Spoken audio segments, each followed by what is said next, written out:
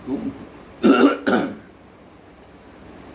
तुम पिछले अनंत जन्मों में न मालूम कितने माता पिताओं की स्नेह भरी गोद में खेले हो, कितनी पति प्राणा प्रेमिकाओं के प्रेम रस में डूबे हो, कितने पुत्र पौत्रों को वात्सल्य भाव से हृदय से लगा चुके हो, और कितने मित्र स्वर्गों के स्नेह से सुखी हो चुके हो।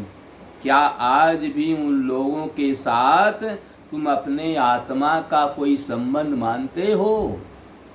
असल में यहाँ के सभी संबंध आरोपित हैं। ये सारा संसार ऋणानुबंध है, एक दूसरे का एक दूसरे पर ऋण है।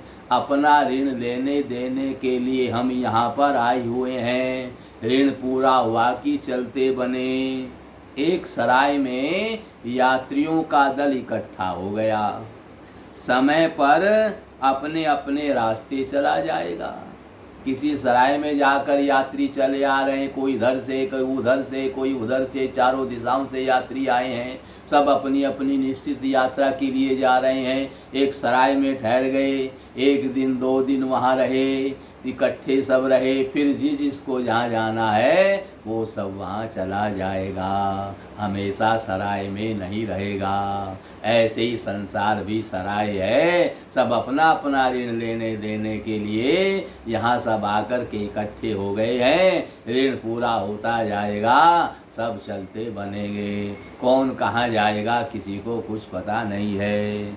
यहाँ का संबंध बालू की भीत की तरह अस्थिर है। इस संबंध में वास्तविक आत्मीयता नहीं है। वास्तविक आत्मीयता तो केवल परमात्मा में ही है।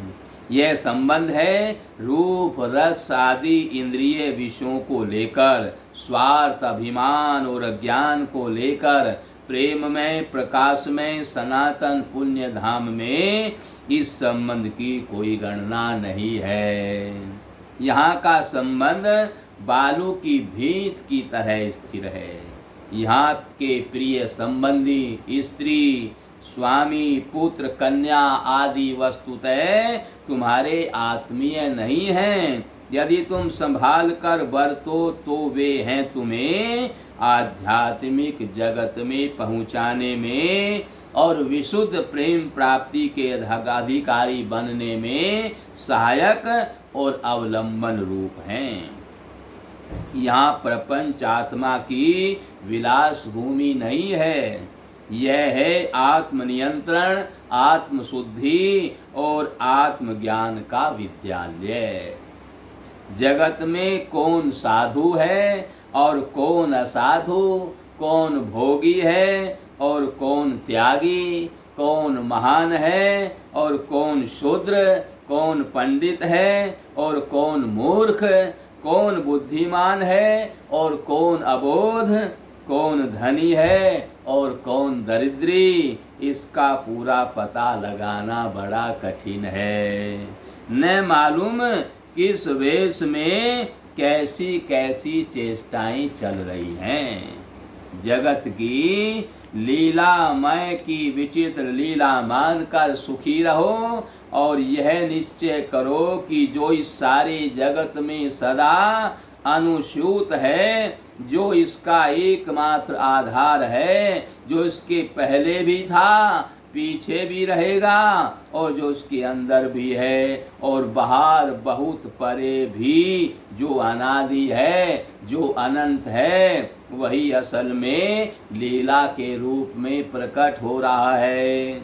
उसे पहचान लेने पर फिर साधु असाधु और अपने पराये अलग जानने की आवश्यकता नहीं रहेगी। अपने कौन है, पराये कौन है, फिर यह जानने की कोई आवश्यकता ही नहीं रहेगी। परोपकार की दुकान ना खोलो, न उस पर अभिमान करो। मनुष्य जाता है परोपकार करने का व्रत लेकर और खोजने लगता है आत्म प्रतिष्ठा, आत्म पूजा और आत्मसम्मान। मैं बड़ा परोपकारी हूँ, मैं इतना बड़ा परोपकार कर रहा हूँ तो लोग मेरा सम्मान करें, तो आत्मसम्मान खोजने में लग जाता है। यह परोपकार नहीं, विनम्रता मात्र है, छल मात्र है। उपदेश और ज्ञान के प्रचार का ठेका मत लो, पता नहीं व्यक्तित्व की पूजा की छिपी लालसा ही इसमें कारण हो। भगवान का स्मरण करो, उनके सामने कातर भाव से रो, प्रार्थना करो, भगवान मैंने 1000 अपराध किए हैं और अब भी मैं अपराध ही कर रहा हूँ। हे मधुसूदन, मुझे अपना खरीदा हुआ गुलाम समझकर राह पर ले आना, तुम्हारी कृपा का ही काम है।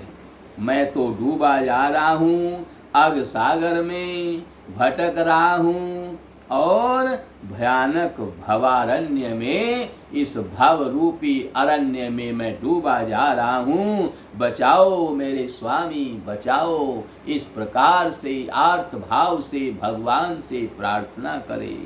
अभिमान छोड़कर जो सच्ची प्रार्थना करता है, उसकी प्रार्थना भगवान उसी क्षण सुनते हैं। पर मनुष्य प्रार्थना के समय में भी दंभ करता है। वह अपने अपराधों और दोषों के लिए कभी दुखी नहीं होता है, उन्हें देखता ही नहीं। फिर कपट भरी प्रार्थना पर भगवान भला कैसे रीझेंगे। भगवान का नाम महान महिमामय है, नाम और नामी में वस्तुतः कुछ भी भेद नहीं है। नाम चिंतामणि कृष्ण चैतन्य रस विग्रह, पूर्ण शुद्धो नित्य मुक्तो अभिन्नात्मा नाम नामिनो। नाम चिंतामणि ही श्री कृष्ण है, वह चैतन्य रस विग्रह पूर्ण पवित्र और नित्य मुक्त है। नाम और नामी दोनों अभिन्न हैं। जो मनुष्य सचमुच भगवान के नाम का आश्रय लेता है, वही भाग्यवान है, वही सुखी है और वही सच्चा साधक है। जिसकी जीव और चित्त वृत्ति भगवान में लगी हुई है, वही साधु है और उसका जीवन धन्य है और उसका सत्संग सभी को वांछनीय है।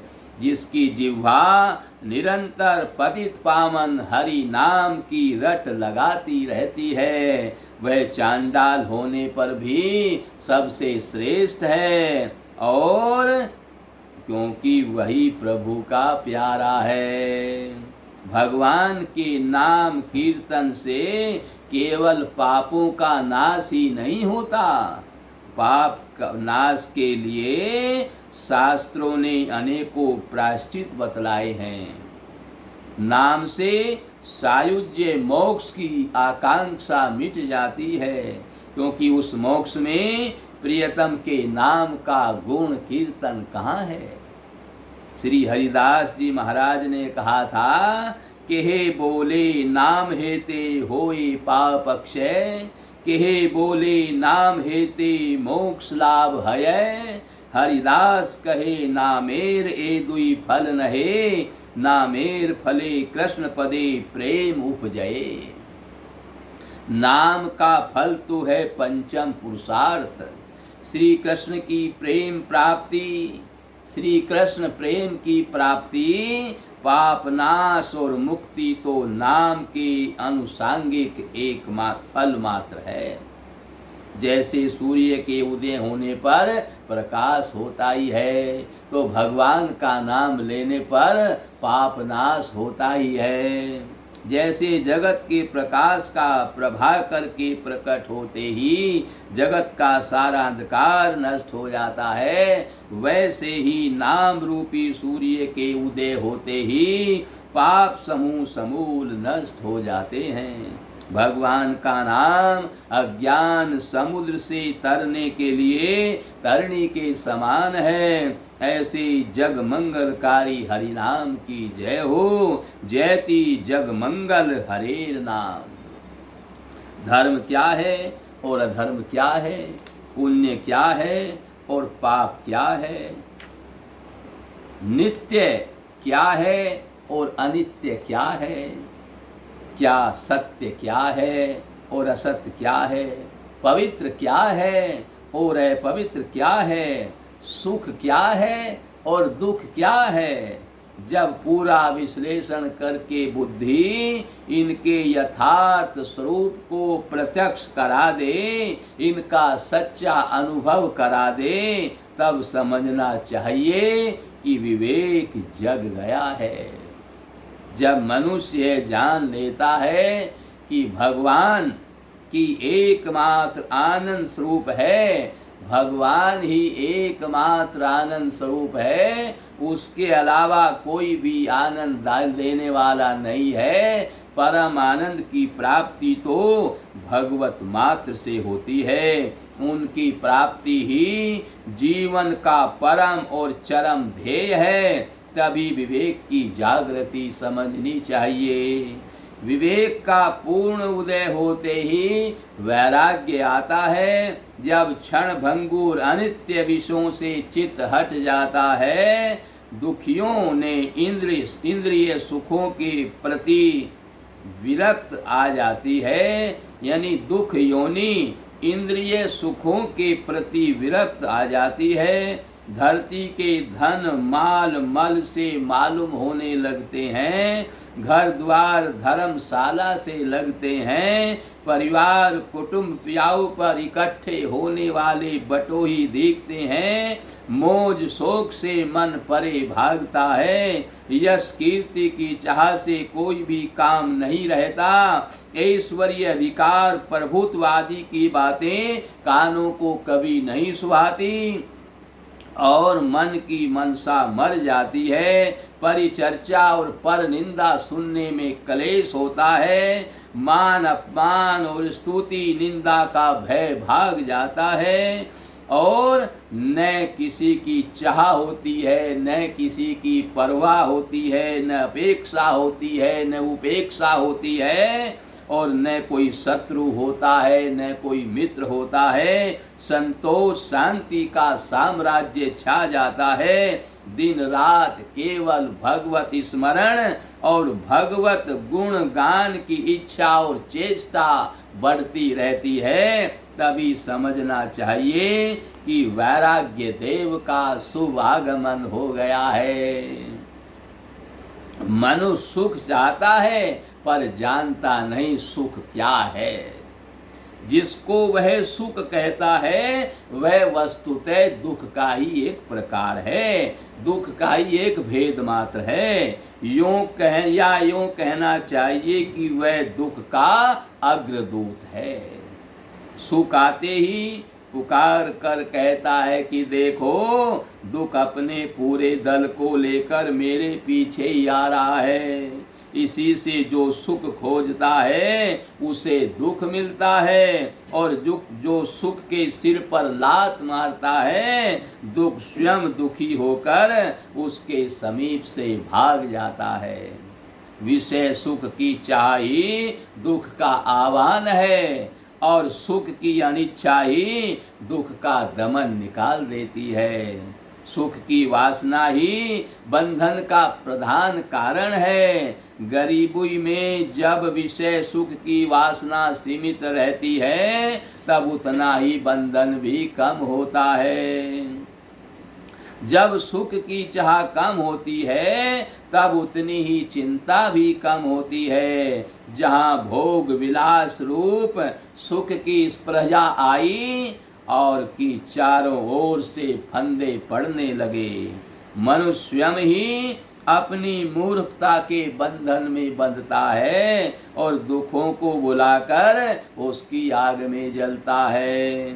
जगत के संबंधों का और प्रसिद्धि का प्रसार अशांति और दुख का महान हेतु है। शांति चाहते हो तो संबंध और सुनाम होगा और उतनी ही अधिक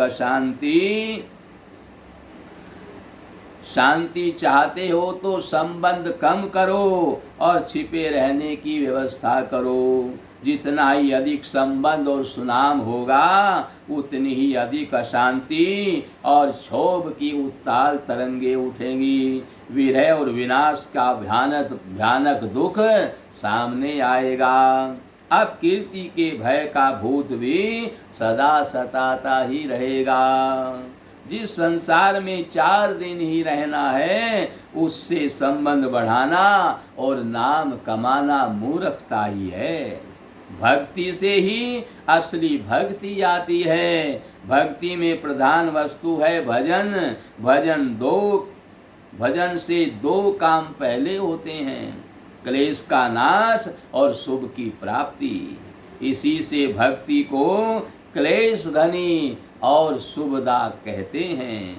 क्लेश 5 हैं: अविद्या, उल्टी समझ, अस्मिता, मैंपना, राग, भोगों में चित्त की फसावट, द्वेष, पदार्थों में प्रतिकूल भावना करके उनके नाश की इच्छा, और 5वां अभिनिवेश, मृत्यु के भयानक भीति, मृत्यु का भय। शुभ है विवेक यानी सीधी समझ, विनय, अपने को कुछ भी न मानकर भगवान को ही सब कुछ मानना, और वैराग्य, भोगों से चित्त की विरक्ति, भोग में विरक्त हो जाना, भोगों की इच्छा न करना। प्रेम, सबसे निस्वार्थ प्रेम करना, और अमृतत्व, आत्मा की अमरता का प्रत्यक्ष निश्चय। यानी भजन से ये ऊपर के 5 कलेशों का नाश और शुभों की प्राप्ति होती है। इनका फल होता है भगवत चरणों में एकांत रति, भगवान के चरणों में एकांत प्रेम। और भजन 2 प्रकार का होता है, निष्ठापूर्ण और निष्ठा रहित। निष्ठापूर्ण भजन निष्ठा रहित सतत भजन का फल है। निष्ठा रहित भजन में देखा देखी, आरंभ में तो उत्साह होता है, पर कुछ ही समय बाद निराशा और निरुत्साह आ जाता है। कभी मन भजन करना चाहता है और कभी भोगों की प्राप्ति चाहता है, कभी घर से भागना चाहता है तो कभी घर में अत्यंत रम जाता है, कभी वैराग्य चाहता है तो कभी आसक्ति बढ़ जाती है। भजन में कभी सुख सा दिखता है तो कभी चित्त ऊबने लगता है, कभी भगवान में श्रद्धा और विश्वास बढ़ते हुए दिखते हैं तो कभी भगवान की उपेक्षा होकर भगवान की अपेक्षा हो जाती है। जो ज्वार भाटा आता है, पर यदि सत्संग का सहारा पकड़े रहते हैं तो भजन की स्वाभाविक महिमा अंत में सारी उधेड़ बुन को मिटाकर भजन को निष्ठापूर्ण बना देती है। फिर तो भजन में रुचि, सुख का रस और प्रीति का इतना विस्तार हो जाता है कि छोड़ने पर भी भजन छूटता नहीं है। नारायण।